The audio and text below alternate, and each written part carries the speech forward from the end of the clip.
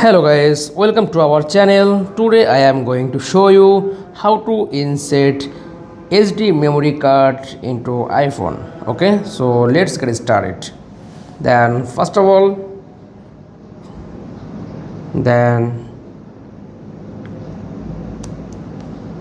wait,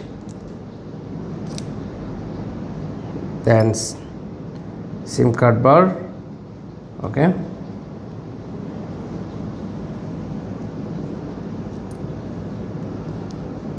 okay.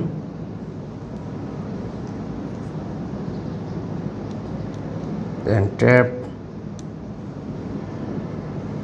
Okay, just wait. Then network, same network, done. That's all. Thanks for watching. Please like, comments and subscribe. Thank you.